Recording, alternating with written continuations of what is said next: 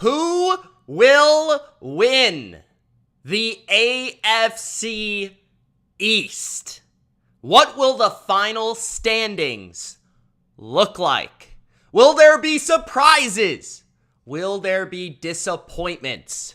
All that and more in this BLV AFC East in-depth preview, analysis, and breakdown of every AFC East team, going team by team, giving you my record prediction, my thoughts, and my honest opinion on your favorite team in the AFC East, the outlook for this division in 2023. If that sounds good, you know what to do. Gronk, spike that like button. Don't forget to subscribe if you're new for more NFL division previews.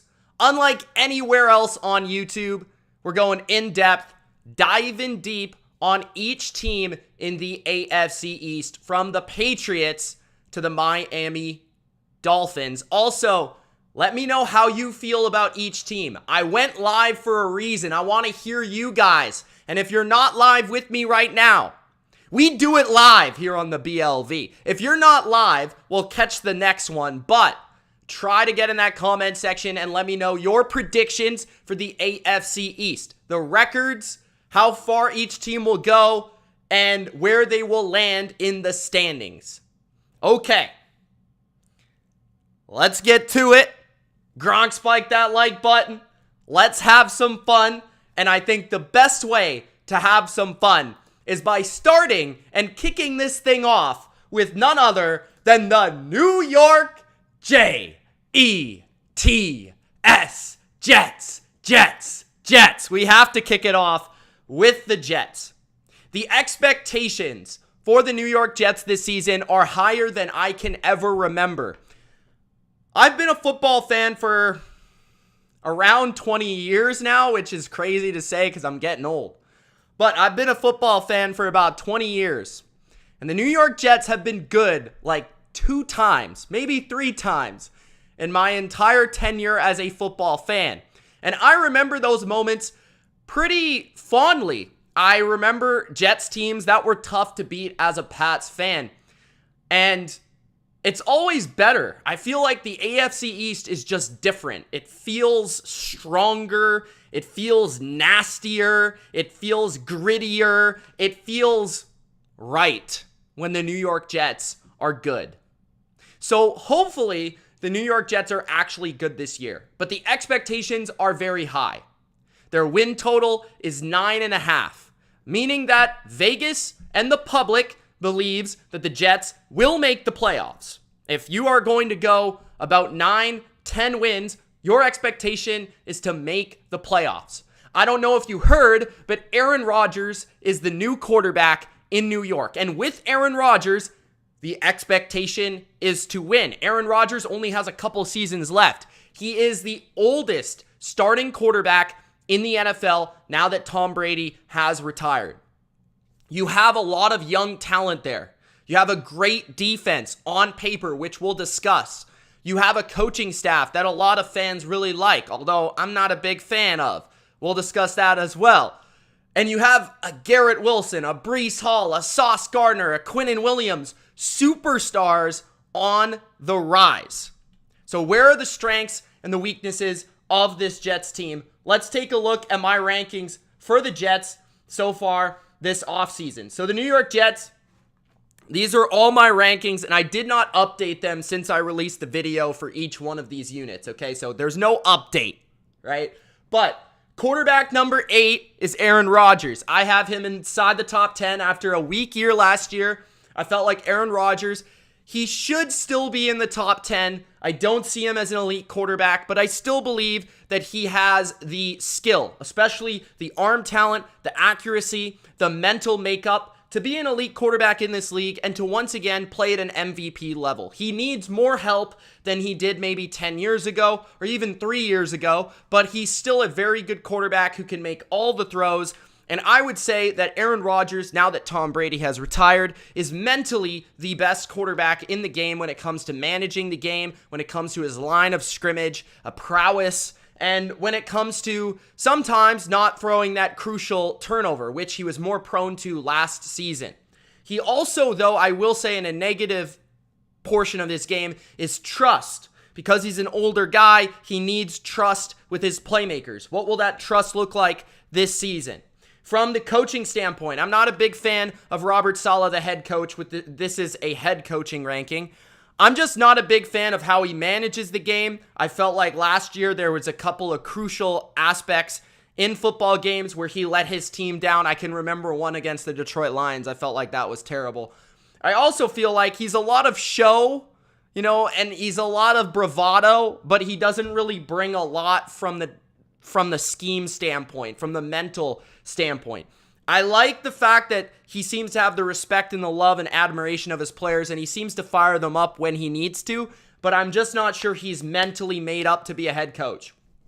Offensive line is very shaky. That is probably the biggest weakness on this football team, is the offensive line.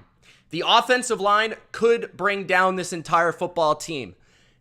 On the surface, their starters aren't that bad, but the injuries that we've seen, Mekhi Becton not being on the field consistently, Dwayne Brown being nearly 1,000 years old, Lincoln Tomlinson regressing, there's a lot of issues that could possibly derail this offense. With Aaron Rodgers being the quarterback, he needs to be protected. And quite frankly, he has not been in a situation where he hasn't been protected in a long time, given that he's played for the Packers, one of the places that just consistently always has a good offensive line.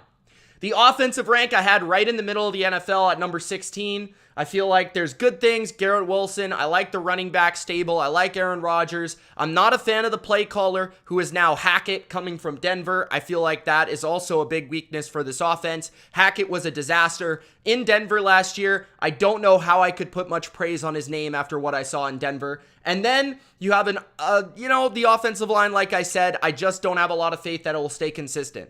Roster is one of the best overall in football. I ranked them at number 5. Secondary, I have at number 3, led by Sauce Gardner. You have Jordan Whitehead. You have really good players, DJ Reed. Even Carter in the nickel position is really good. The one question about the secondary I have is the depth.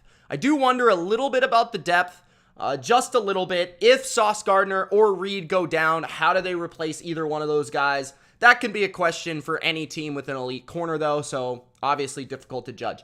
Defensive line is one of the deepest in football, though. Love how McDonald, the first-round pick, has looked so far this offseason. Feel like the defensive line with Quinnen Williams, John Franklin Myers, Carl Lawson, and company is going to be very, very good this year. And then defense overall, I have in the top 3 at number 3. So defensively, they're loaded, they're stacked, they're awesome. Their roster overall is pretty talented. The offense does have questions, and that's most of my questions about this team. Moving to the depth chart, okay? Let's look at the offense and some of the additions, some of the guys that I feel are underrated, maybe perhaps overrated, strengths, weaknesses, and so on. Looking at the wide receiver depth chart, Garrett Wilson should be a superstar this season. I think Garrett Wilson is going to have an absolutely unbelievable season this year. I think he's going to have a breakout year. I think he's going to catch 90 to 100 passes. I think he will be a very solid fantasy pick for a lot of people. And I think a lot of that has to do with the fact that this football team doesn't have great depth at that position. As you can see, I have 1,002-year-old Randall Cobb as the 3rd wide receiver on the depth chart. Mecole Hardman is also there, but I don't expect him to play regularly, as he does not have the chemistry with Aaron Rodgers that Randall Cobb has. At least early in the year, I expect Cobb to get a lot of snaps. Allen Lazard's their number 2, pretty comfortably speaking. Corey Davis actually retired. That was surprising. But Allen Lazard, I think, is nothing more than a system 2. He has good chemistry with Aaron Rodgers, but he is not very athletic. He doesn't bring a lot of speed or really a lot of athleticism to the table. He does not scare any defenses. When you look at the receiving game and the passing game overall, I think this could be a weakness for the Jets, as they don't have a lot of great athletes in the receiving core. They are very slow offensively. Even Garrett Wilson is slow. when you look at the standards of number one wide receivers. I mean, he's certainly not a Tyreek Hill or Jalen Waddle in Miami. He looks more like a guy that you would see in New England. The offensive line, again, we talked about it, but Becton and Brown are big question marks at the tackle position. I believe in Becton if he stays on the field. He is very talented, but I'm not sure. Moving to right tackle is also a question mark for him. Elijah Vera Tucker is by far the best offensive lineman on this offensive line. I think McGovern is oftentimes underrated at center. Laken Tomlinson is a pretty good player, a couple years ago, but moving from San Francisco to the Jets last year, he did struggle a little bit. Conklin and Uzoma are the tight ends primarily. Neither one is really that good. I would say both are below average. And Conklin, I would say, overall, he's just kind of a possession tight end. Like, he'll catch probably 40 passes this year, but not be very dangerous after the catch. But he is very good at kind of figuring out how to defeat zone coverage and get in the holes of zone coverage. Love the running back duo. I still think Dalvin Cook can play and bring some explosiveness to an offense that needs it. Breece Hall is explosive, but coming off major surgery, major knee surgery. So that's concerning a little bit. I'm probably not going to be one picking him in fantasy, but he is maybe worth it because he's got a lot of upside. He showed a lot of talent as a rookie, and he can be one of the best running backs at his best. That is the offense. Beezy asks in the chat, which I'm going to bring up some of your comments if I deem them to be really good comments or worth chatting on. So, is Mecole Hardman slow, he asks. No, obviously not. He runs a 4.3 something, but he is not much of a receiver. I don't know, Beezy, if you've ever watched Mecole Hardman play very much, but he is not a very good route runner. He doesn't really affect the football game at any level other than reverses, screens, and the returning game. I've never really seen him have a competent intermediate or deep effect on a football game outside of maybe one season where he was pretty much wide open the entire time thanks to Andy Reid's scheme. So I have major questions about the Jets overall offensively from an offensive line standpoint, from a speed standpoint, and from a secondary playmaker standpoint. I think they'll be able to run the ball all right. I think Garrett Wilson is really good, but behind that, I just don't know if they have enough targets to make this thing really, really competent offensively. That's why I feel they'll be maybe a little disappointing on that side of the ball, but around average in my opinion. Let's look at the defensive side of the football. So we have a defensive line that I think's, again, one of the best in football, and this is just the starting defense of the Jets on our lads, and this is where I took the starting units. I also tried to give my best opinion on what the starting unit would look like, but obviously they have a lot of depth, so a lot of guys will be rotating into their defensive line, especially. John Franklin Myers, I think, is an absolute stud that gets overlooked consistently. He is a hybrid defensive end, defensive lineman that can play inside or outside, and I think he's going to have a big impact. I think on passing downs, he'll play inside as usual. Last year, he didn't really, but I think with the addition of McDonald and then also trying to get more out of Johnson in year two, the first-round picks from last year and this year, I think he'll move inside a little bit more to play with Quinnen Williams. Al Woods is a good run defender on early downs that they added from Seattle. Carl Lawson is still there. Michael Carter is the nickel corner. They've got Reed and Gardner on the outside. Whitehead and Amos are the safeties. Mosley and Williams are the linebackers. Quincy Williams, I think, is a super underrated player. Outside of that, this is pretty much the defense they had last year. Like I said, they added Woods. They added McDonald out of the draft. They added Amos, who replaced Chuck Clark, who they wanted Chuck Clark to be their guy. They traded for him out of Baltimore, but he got hurt very early in the offseason. So that was unfortunate. But I expect the Jets to be a pretty good defensive team and one of the elite units. If I had any concern about the defense, I would probably say that the defense is maybe a little bit too vanilla for my liking. They lack a lot of scheme creativity, and they put a lot of pressure on the talent. So if the Jets do lose important pieces to their defense throughout the year, they are probably less inclined to stay at a high level of defensive production because they don't have the flavor of, let's say, a New England defense or one of these defenses that throws a lot at you. They're very kind of basic, but they play within their guidelines at a very effective and high level. And I think their pass rush, their defensive line, and then their corners make them a very challenging defense. I also think their defense is one that is very tough for some of the best offenses in football to break down because they have a consistent four-man rush and they've got good cover corners. So that's a pretty good thing to have when you're playing teams like the Chiefs, the Bills, the Chargers, the Bengals, the Dolphins in the AFC that are high-octane, difficult passing offenses. So overall, my record for the New York Jets is going to be 9-8. As I've stated before, I began the season with an 11-6 outlook for the Jets, but that was before really looking at their schedule. And I think one thing that really hurts the Jets is the schedule. The schedule is absolutely insanely tough early in the year. They play some of the best football teams in the NFL through the first 2 months. And that's especially important when you're Aaron Rodgers on a new team, trying to build chemistry with new teammates, with a makeshift offensive line, trying to get these offensive linemen, together and working and operating and in sync. You play, really good defensive fronts. You play the Bills in week 1. You play the Cowboys in week 2. You play the Patriots early in the year. You play the Eagles early in the year. Those are going to be tough tests defensively speaking. I have the ceiling being 11-6. They're able to survive early in the year. They go on a run late in the year, kind of like how Tom Brady and the Bucs did in 2020, and they become a very dangerous team entering the playoffs at 11-6. At 9-8, I have them just outside of the playoffs, but I wouldn't be shocked if they did make the playoffs this year. Clearly not. I think they're talented enough. I rank them as a top 5 roster.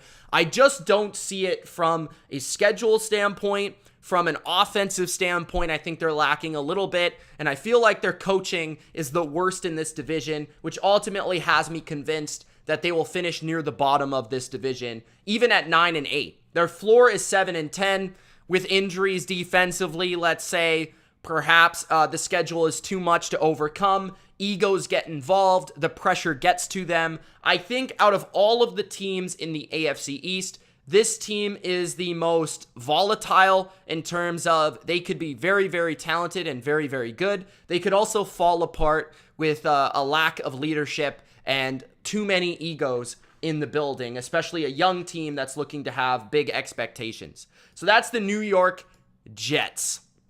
The next team I'm going to discuss is the Miami Dolphins. The Miami Dolphins made the playoffs last season, I believe at 9-8, after losing Tua for I think at least 4 or 5 games last year.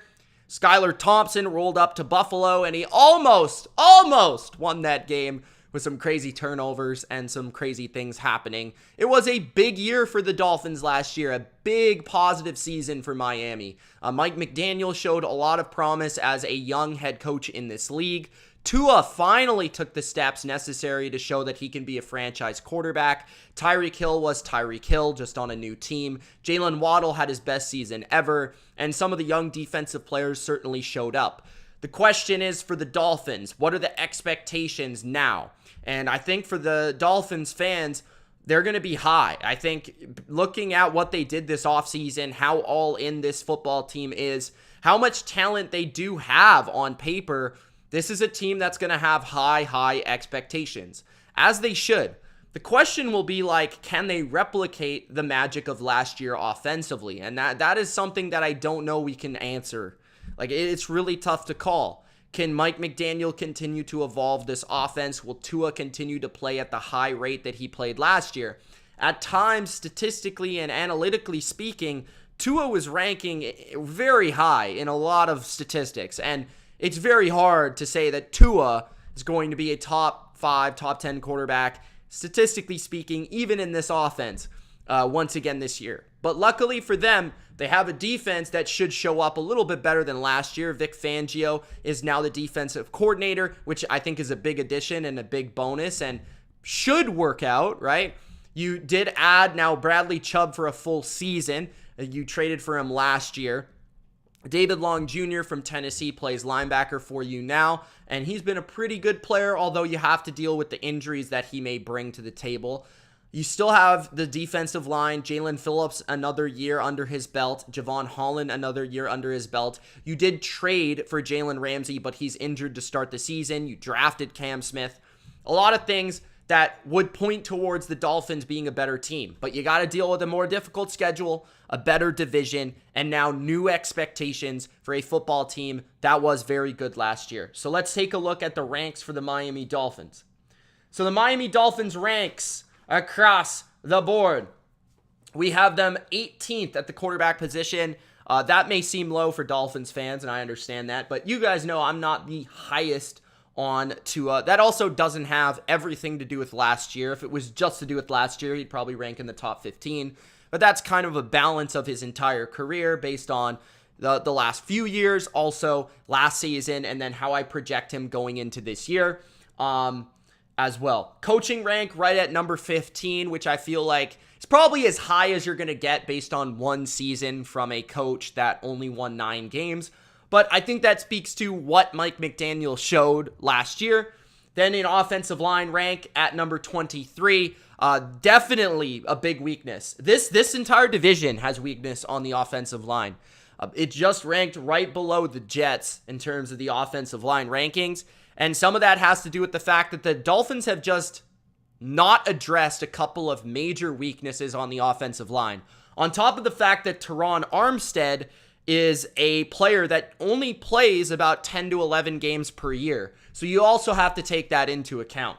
The offensive rank, though, despite the offensive line not ranking very high, with Tyreek Hill, Jalen Waddle, Mike McDaniel's magic, this is a top 5 offense entering the season, and I felt like when they were shooting at, on all cylinders, they were an absolutely elite offense last year.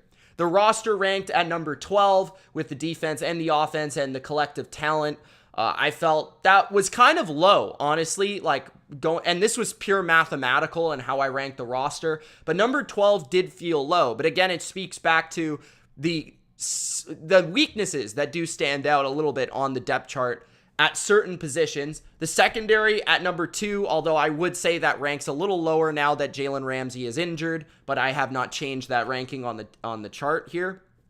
Defensive line is number 10. I feel like it's probably the most underrated area of the team, their pass rush. Chubb and Phillips, although I think Chubb's a little overrated and Phillips is a little underrated, I would say. Wilkins is a stud. And then you have pretty good depth on the inside with Sealer, who's a really underrated player, one of the most underrated defensive linemen in football. Still Davis is there. And a defensive rank at number 5, which I would say is a major projection. I will say that. Because last year they were not a good defense. Number 5 is a lot. That's asking for a lot. But I think on paper, and given the defensive coordinator that they have, they should have a good defense this year. Now let's take a look at the depth chart on both sides of the football. Offensively, we got Tyreek Hill as wide receiver 1, arguably the best receiver in football. Jalen Waddle as wide receiver 2, arguably the best wide receiver 2 in football. Braxton Berrios slots in, according to our lads, as wide receiver 3, although you could argue it's Cedric Wilson, that's fine. But Braxton Berrios is a really good returner, has shown flashes as a slot receiver, and he's really good with the ball in his hands. He also went to the U, so there's that. The offensive line, like I said, I think there's major weaknesses at left guard and right tackle. Austin Jackson sucks at right tackle, just flat out, period. And Eichenberg has been pretty bad as well. The tight end leaves something to be desired. He's certainly not as talented as Mike Gesicki, but they want their tight end to be a blocker, and that's what Smythe is. Connor Williams had a good year as his first year as a center last year. And Hunt is a good player. Just the last 2-3 years, he's been good. Tua at quarterback, Mostert and Wilson at running back, along with the rookie Devin Achane, who I don't know how much reps he's going to get unless there's an injury. I would expect Raheem to be the primary starter, but I think it will be a pretty even split between the two of them. So that's the offense. And when we look at the offense here, I think you would say overall, there's a lot riding on Tyreek Hill and Jalen Waddle. Looking at this offense right here, there's not a lot of skill talent at a high level outside of those two players. So if Tyreek Hill and Jalen Waddle get injured, this team's in trouble because I just don't know if they'll be able to replicate. Obviously, Tyreek Hill and Jalen Waddle are phenomenal players, and hopefully they don't get injured. But I would say that out of all the offenses in the AFC East, if they lose one of their two top receivers, this team will be impacted the most out of any of the teams because they don't have a lot of depth at other playmaking positions. I don't think the running backs can make up for it in the receiving game. I don't think the tight end position is making up for it. And I don't think Braxton Berrios or Cedric Wilson are bringing the impact to the field that Tyreek Hill or Jalen Waddle would. So a lot is riding on the health of Jalen Waddle and Tyreek Hill, as well as Tua, a guy that, let's be honest, is probably going to miss a few games this year. So you have to factor that into your prediction. Let's check the comments real quick in case we have any good questions that I want to answer here before we get to our final record prediction for the Miami Dolphins, which I have to say, the Miami Dolphins was by far the most challenging prediction I had to make because I think a lot of people are overlooking how tough the schedule is for the Miami Dolphins. And then also, I think it's really tough to balance their talent with the injury issues that have happened for them and then trying to project all of that. So let's take a look at what people are saying in the chat here.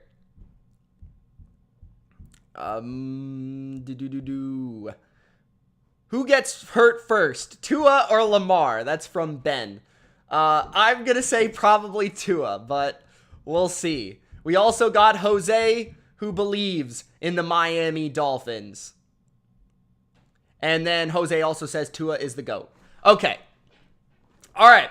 Prediction for the Miami Dolphins is 9-8 as well. So I have the Miami Dolphins at 9-8.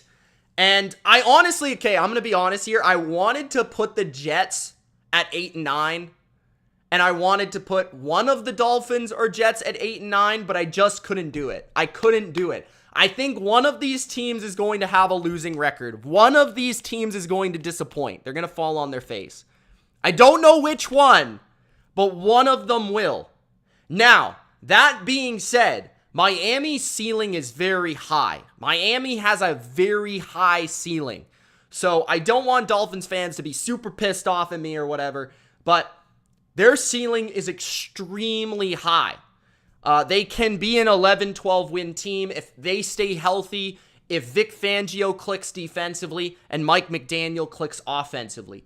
But the reason I bet the under, and this is my overall take for the Miami Dolphins this season, I believe that their offense is going to get figured out to a certain degree this year, and I think a lot of people are overlooking this. I feel like Tua, when we saw him over the last half of the season last year, really after that 49ers-Chargers stretch, teams started to kind of figure out this offense, the RPO game where they were attacking, and I feel like they're going to take a step back offensively.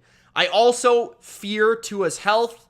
I fear Armstead's health offensively, and like I said, I have legitimate concerns about if Waddle or Hill miss time, how that impacts this team. And then you talk about the schedule that they have, which you can look for yourself, but they pretty much play every single good team in the NFL, especially late in the season. Early in the season, it's not so bad. They can build up some wins from there. But usually this team does disappoint later in the year. And I feel like this could take place as well this season, especially if injuries correspond with tough matchups down the stretch. So my overall take for Miami is they definitely can make the playoffs. I don't think that they will win the division. And I overall believe that Tua will be the worst quarterback in this division this year, and that's my overall take. And I believe the offense will take a step back from last season. And that's kind of why I see them at 9-8, despite their defense probably improving this year. So that's the Miami Dolphins. Let me know if you agree or you disagree in the comments. Gronk, spike the like button if you haven't already, guys. Before we get to the next two teams, the Buffalo Bills and the New England Patriots. One of these teams will be winning the division. We'll talk about that. I want to first shout out Underdog Fantasy. We have a little Underdog Fantasy parlay for the AFC East this season. And if you haven't already signed up to Underdog Fantasy, use the code and the link in the description to sign up. Use the code BLV. You will double your first deposit up to $100 on Underdog Fantasy. Right now on Underdog, okay? Underdog's doing this really cool thing. This NFL season pick'ems. So you can actually bet the over-under for the season on certain players. And I did that 5 picks for the AFC East. Okay, these are my picks for the AFC East, and you guys can check the link out as well. I'll post in the chat this link so that you guys can bet the same parlay if you want. Check it out. But we got Mac Jones going higher than 19.5 passing touchdowns, so I expect Mac Jones to have at least 20 passing touchdowns. I just felt like that was a low number overall in Bill O'Brien's passing offense. We got Josh Allen going higher than 6.5 rushing touchdowns. Josh Allen has only rushed for less than 6.5 rushing touchdowns once in his career, so I feel like that is likely to happen. Ramondre Stevenson, I just think he'll rush for 1,000 yards again, so I have him going higher than 850.5 rushing yards. I got James Cook having a big year this year. We'll talk about that more in a bit. Higher than 3.5 rushing touchdowns. And Garrett Wilson, I already talked about his season this year. I have him going over higher than his total 83.5 receptions. So guys, that is on Underdog Fantasy. Make sure to check it out. Link is in the description. Use the code BLV, double your first deposit. Check out their fantasy drafts. Check out their parlays that you can play right now. Okay, it is time. Who is next on our AFC East breakdown? It is Bills Mafia. The Buffalo Bills are next up. Let me know in the comments your prediction for the Buffalo Bills. The Buffalo Bills expectations are once again Super Bowl, baby. That's what they are, Super Bowl. The Buffalo Bills have Josh Allen, one of the 3 best quarterbacks, without a doubt. I don't care what you tell me. In the NFL, they still have Sean McDermott, a guy that's led them to success year in and year out. They have Stephon Diggs, a phenomenal receiver, one of the best in football. They still have a uber talented roster on offense and defense. We will discuss their strengths and weaknesses starting now. So, their quarterback, I ranked at number 3. That's Josh Allen. He's a beast. He can pass. He can run. And I think one thing people forget about Mr. Josh Allen is Josh Allen was hurt last year, guys. Do we forget that Josh Allen got hurt? Josh Allen hurt his elbow last season, and people don't talk about it, and he still lit the NFL on fire. Now, did he have too many interceptions last year? Too many turnovers for our liking? Yes, he did. But I feel like Josh Allen, healthy, is going to tear the NFL up. He also has more weapons. He has Dalton Kincaid now, kind of replacing, in my opinion, although he is a tight end out of the first round, he is more of a replacement for Cole Beasley than I think he is a replacement for Dawson Knox. I expect to see a lot of these 2 tight ends on the field. Gabe Davis will be out there as well, who a lot of people are sleeping on this year after everyone expected the world from him last year. He's still their number 2. They've got other guys like Shakir behind that as well, who they're expecting maybe a little bit of a jump from. But the offense has enough weaponry in the receiving game. We've seen this offense light the NFL up the last 3 or 4 years in a row and be one of the best offenses in football.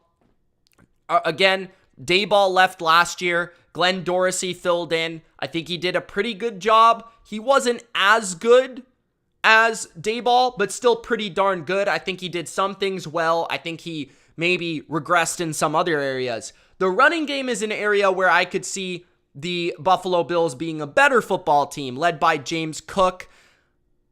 Damian Harris from the Patriots also went to the Buffalo Bills as well. Coaching, I have at number 14, okay? And Sean McDermott, I have at number 14 because every time he gets to the playoffs, he has disappointed. And I think a lot of that has fallen on the shoulders of Sean McDermott. His defenses have not performed to the level that they need to in the playoffs. At number 29, the offensive line. This is the biggest weakness on their football team by a long shot. It could be improved this year. More on that in a second, okay? Offensive rank, I have at number 4. They're an elite offense. They're the best offense in this division without a shadow of a doubt because they have Josh Allen, Stephon Diggs, and that potent combination. The roster rank is top 10. They have a lot of depth on defense, especially the defensive line and the secondary.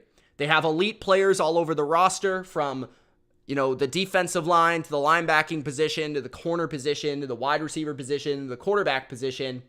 Their secondary, I think, could have a better year this year than they had last year. Micah Hyde is back. Tre'Davious White is fully healthy. They added Taylor Rapp to the mix at safety as well. And also, Ka'ir Elam, who was a rookie last year, is in his second season. Expect big things from him. Defensive line is pretty darn good at a number 11. We'll see how Von Miller looks off of the injury. Defense rank, I still think they're a top 10 defense after I think in DVOA they were a top 3 defense last season. So this is a really good football team, right? This is a really good football team with very few flaws. A lot of people, though, and I've already seen it in my chat, the Bills aren't that good. The Bills are not better than last year. There's no way. The Bills are going to regress. The Bills are this and that.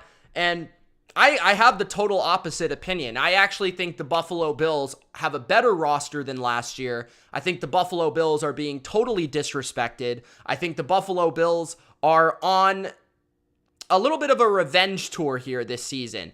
And it kind of feels like, to me, to make the analogy, a lot of you guys probably aren't hockey fans, but it feels like when the Washington Capitals, year after year after year after year, were losing in the playoffs in the second round, or they'd always lose to the Penguins. And then just one year, like 5 years in, or years later, they just finally win the Stanley Cup, and no one saw it coming. But everyone knew they had it all along. That's what this Bills team feels like to me.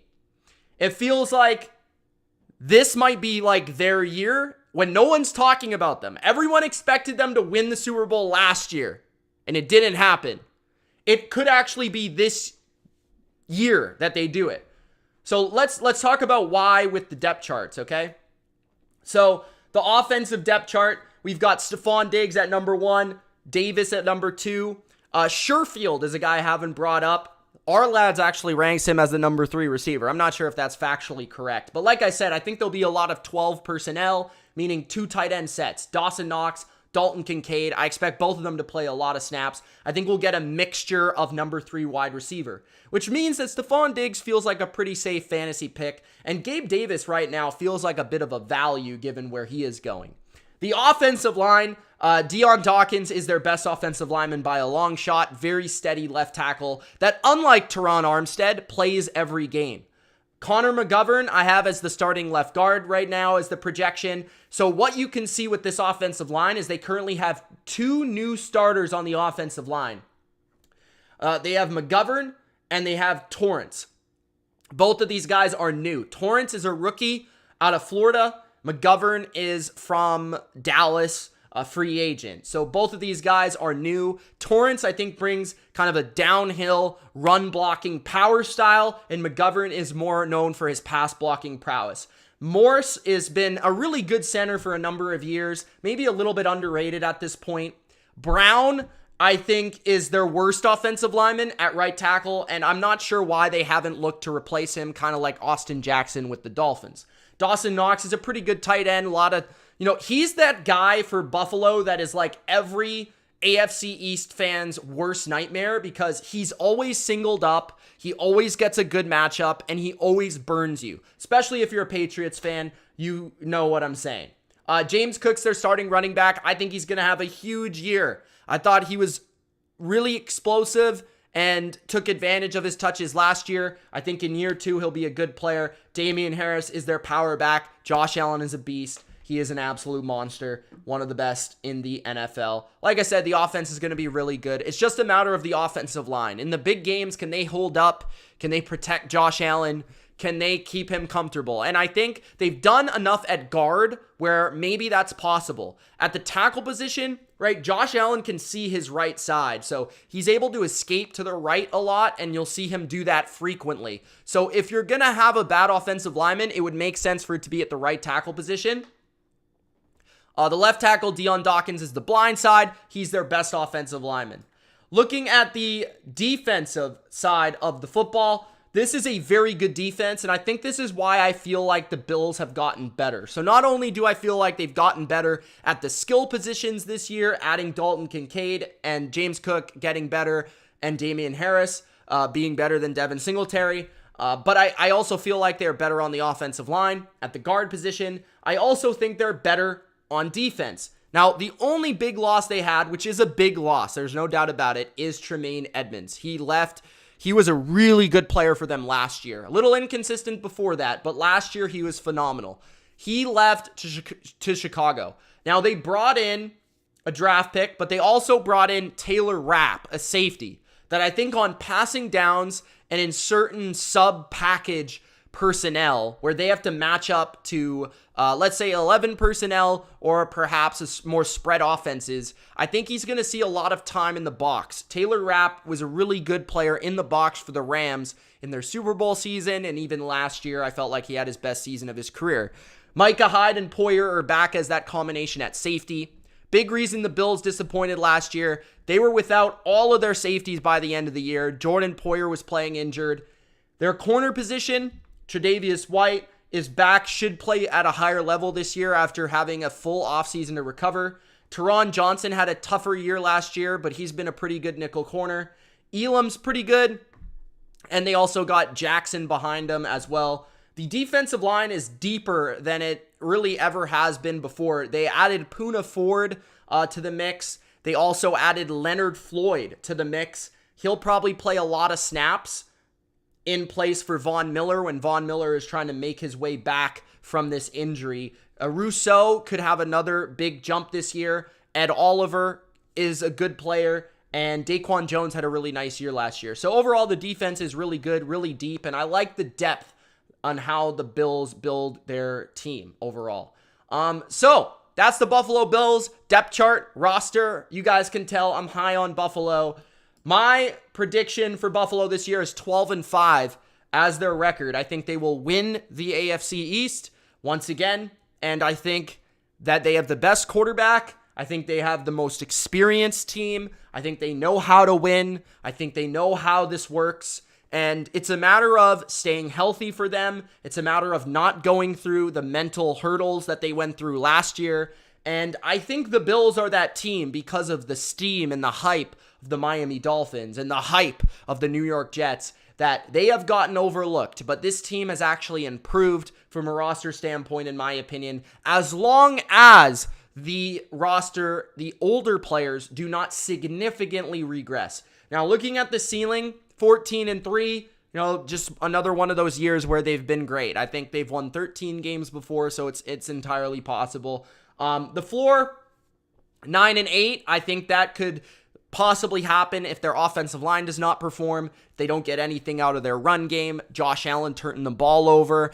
Diggs has some moments of friction with Josh Allen and the coaching staff. The defense gets old fast. That could happen. 9-8 is their floor, in my opinion. With a guy at quarterback as good as Josh Allen, as long as he doesn't get injured. I'm not factoring in significant injury to the quarterback here. As long as he doesn't get injured, with a guy as good as Josh Allen and a competent team, at least a decent team, you're going to win 9 games. That's just how it works in the NFL. If I were to bet their win total, I would bet it over 10.5.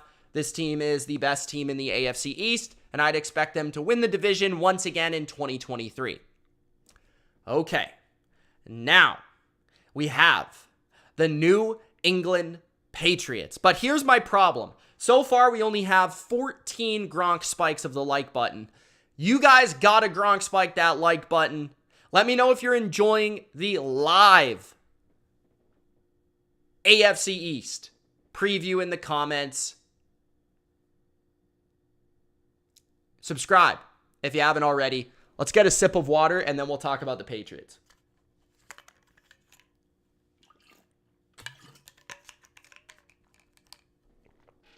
Okay. Let's do it. The New England Patriots. They're back, baby. They're back. The New England Patriots have the expectations this season of being absolute trash, and I absolutely love it as a Pats fan.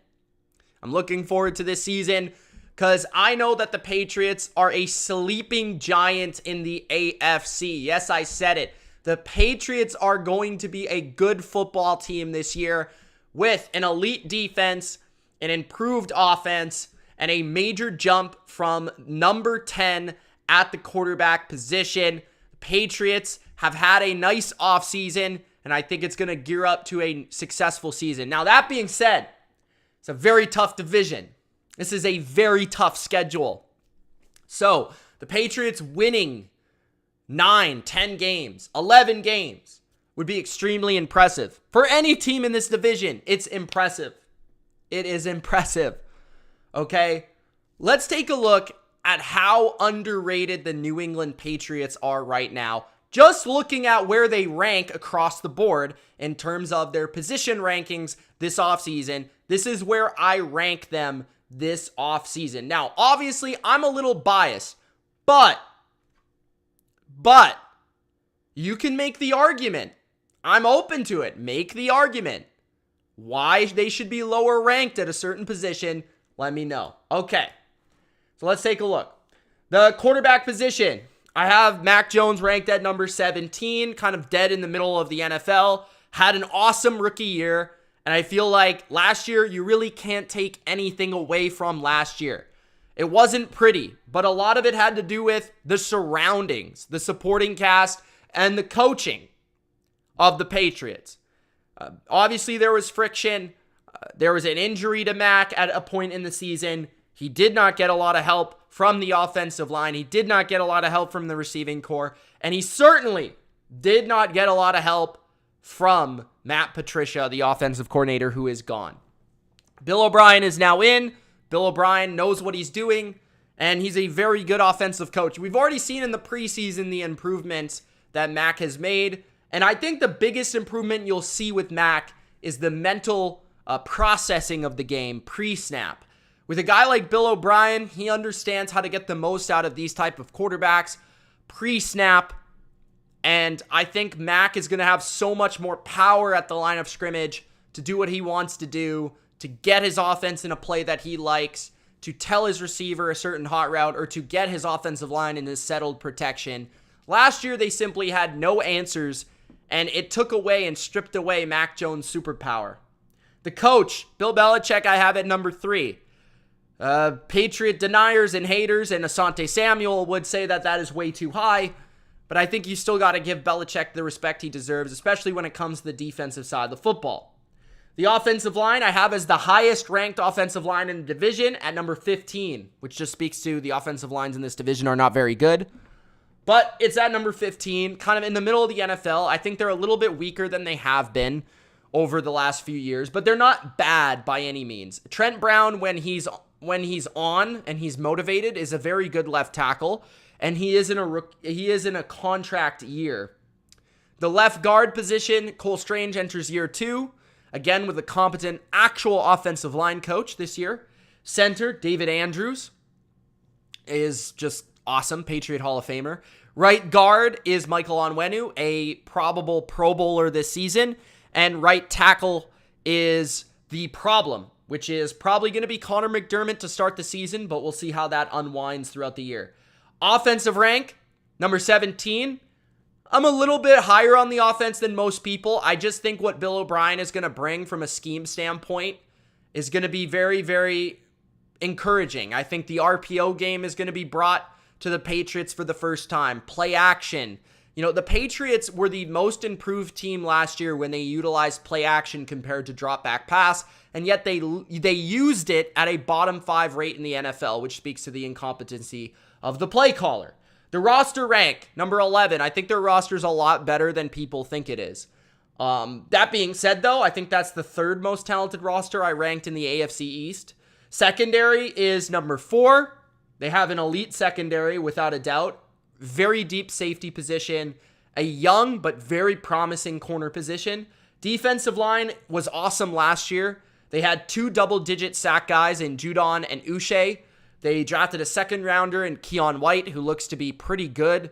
And then Christian Barmore has a lot of upside as an interior defensive lineman. You've got Dietrich Wise, who's constantly overlooked, and as well as Lawrence Guy. I mean, we've even seen the second team defensive line dominate starters this preseason. The defense I had ranked at number 4 overall, which was the second best in the AFC East behind the Jets. So let's take a look, but I could see them being the best defense if everything goes right. Let's take a look at the depth chart for the offense.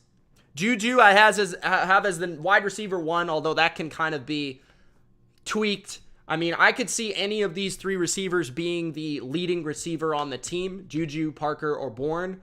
For Mac Jones, recent steam and hype has been for Kendrick Bourne this offseason, getting back to his ways of 2021 after a disappointing 2022 campaign where he was in the doghouse for Matt Patricia for much of the season, which didn't help the offense. All Patriots fans probably remember the Bengals game where I was literally screaming at the TV to put Kendrick Bourne in the game, and then they do, and he makes 2 ridiculous catches. Devontae Parker is their big X outside wide receiver to stretch the field and make contested catches. He'll have a few games this year where he has 100 yards and 2 touchdowns, but he'll also have games where he completely disappears because of his lack of separation. Juju is a talented player, yet to see the fit in the offense.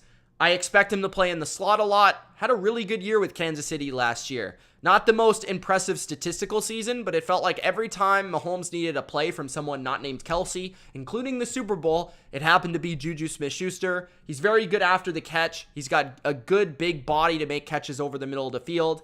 And I think the most encouraging sign for the Patriots fandom out there has been the depth at wide receiver this offseason. Demario Douglas is getting raving reports out of camp, as well as Kayshon Boutte, a 6th round receiver, as well as Demario Douglas. Both should make this team. Demario Douglas, I think, is a lock to be the number 4 option. I think he'll mix in. He brings a different skill set to the table with quickness and speed and twitch that these receivers don't really have, other than maybe Kendrick Bourne. And then you have Hunter Henry at tight end, who I think is probably the most overlooked player on this team right now. I think Hunter Henry is going to have a bounce back year. He had a very rough season last year. He was asked to block a lot, and he wasn't utilized correctly. But Hunter Henry has been a good tight end throughout his entire career, especially in the red zone. I expect him to get back to those ways this year. Mike Gesicki is also going to bring something as a move tight end. They can put him in the slot. They can put him out wide. He's a good red zone option. I think he'll have his splash plays as well. The offensive line, I've already went over it. Onwenu being the best, Andrews being very good, Brown being good when motivated. Strange, we'll see, has a lot of upside. They really only have one bad player on the offensive line, which is McDermott. And then the other guys, you got Mack, number 10, Jones, Stevenson, and Elliott are the primary running backs. Zeke is going to be on the team. I think he'll mostly spell Stevenson. Stevenson will be the workhorse. Elliott will spell him as a change of pace when Stevenson needs a breather, which he certainly could use last year, and I think we'll see that this year. So that's the offense. I think it's a little underrated. I think the skill talent is a little underrated. They don't have a number 1 pure dangerous guy, but I would say that they have a lot of depth. They have a lot of different skill sets, and I think with the correct play calling and utilization of all of these players, I think they'll be pretty good. Not great, not elite, but pretty good. Looking at the defense could be the best in football this year. They have that type of upside. The one question mark position I would say on the defense is linebacker. Jawan Bentley was really good last season, and I felt like he had a breakout season last year. He's always been a good leader and a very smart player, but last year he seemed to do better in space as a coverage player.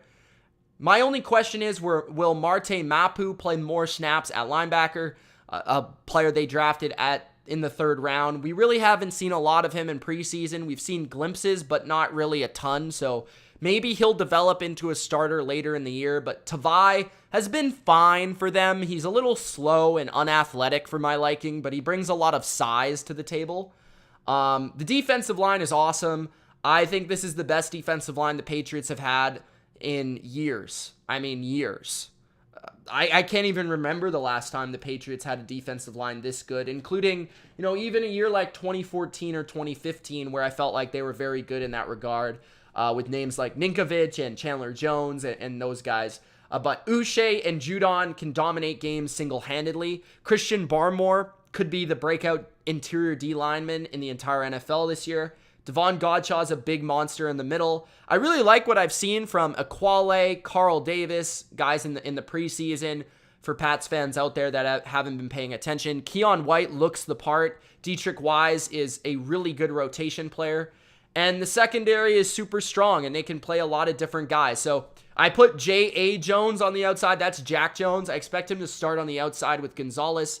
Although I could see Jonathan Jones playing on the outside as well, and then them mixing in Marcus Jones at the nickel spot. But I think they want Marcus Jones to be the number 4 and have the other guys play. I'm intrigued to see the first-round pick, Christian Gonzalez, who has the skill set, to be a really good player. It's just a matter of what, is he ready? He's very young. I think he's only 20 or 21 years old. So we'll see if he's ready for prime time against the Eagles in week number 1. Jack Jones has all the talent in the world. He just mentally needs to be consistent. Jonathan Jones is their best corner on the team, and Marcus Jones is a good player as well. A good playmaker, returner, one of the best returners in football. Safeties, Kyle Duggar could be a breakout player this year. He's already been very good, don't get me wrong, but people could start to recognize him as an all-pro caliber player, I think, this year. There's just nothing that he can't do. Run defense, tackling, pass coverage, man coverage, zone coverage, linebacker. He can play everything at a high level. Adrian Phillips is getting a little bit older, but he's a very steady player. Jabril Peppers has really shown up in camp with leadership and pop and explosion at that safety position. He'll play a role as well. And Jalen Mills has been really impressive in the preseason, playing free safety primarily. So if they do want a big-time, primary free safety taking over Devin McCourty, as you see, Devin McCourty's retired, no longer on the depth chart, then it'll probably be Jalen Mills. So that's the Patriots offense. That's the Patriots defense. That is the outlook for the positions and the players. I think New England is one of the most underrated teams in the NFL. And last year, I had a lot of hope for them based on, going into year 2 for Mac Jones. I felt like they had a pretty good, team and schedule to make it at, I actually predicted them to miss the playoffs last year. People forget that. I predicted them to miss the playoffs. I think I had them, you can correct me if I'm wrong, if I don't quite remember. I rather had them with 9 or 8 wins last year. They ended up with 8 wins, but the way it looked throughout the season was a lot worse, than we ever would have thought it would. And that was a lot due to coaching. I think the reason this team is so underrated is because how much at fault the coaching was last year. And I think the coaching will be flipped on its head this year. I think they'll have a very good staff this season. And I think that will allow the Patriots to make the playoffs at 10-7. I have the Patriots finishing 10-7 in the AFC East as the number 2 team behind the Buffalo Bills, ahead of the Jets and the Miami Dolphins. As I stated, I could see either the Jets or the Dolphins disappointing. I could also see both of them finishing second in the division. I think the Patriots, though, they have the best coaching staff in the division. I think that will show this year. I also think that their defense could be the best in the division, and I think Mac Jones is going to have a big season this year.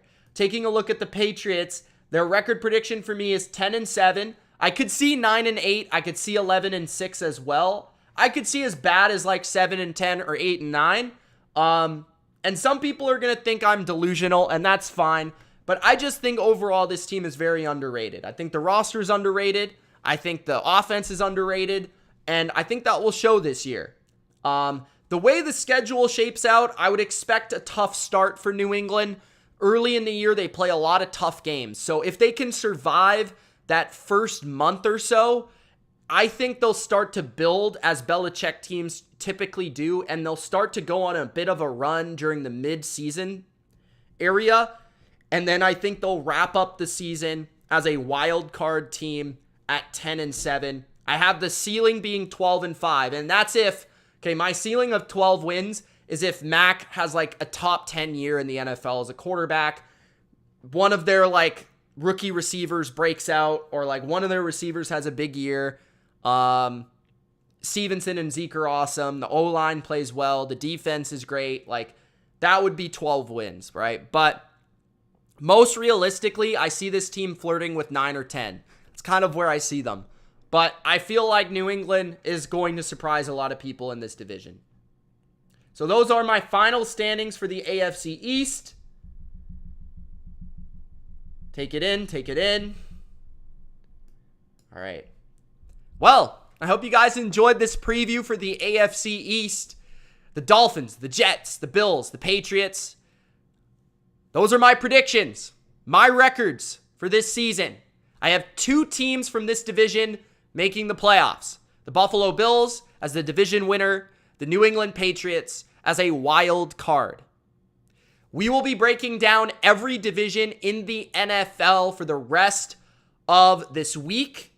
So tomorrow, I'm planning on going not live once, but twice. I want to go live twice tomorrow, breaking down the AFC North and the AFC South. If that sounds good, don't forget to Gronk spike the like button. Don't forget to subscribe if you're new to this channel. Appreciate everybody tuning in. Appreciate all your love. Don't forget to check out Underdog Fantasy and their parlays for the NFL season. You could take the overs, you could take the unders, the highers, the lowers on all AFC East players. Check it out, guys. Link is in the description. Use that code BLV and double your first deposit. Also, if you want to support me, you can become a BLV member or a patron. Those links are also in the description. Thank you guys so much for watching. It's Mitch. We'll see you in the next video. Peace, guys.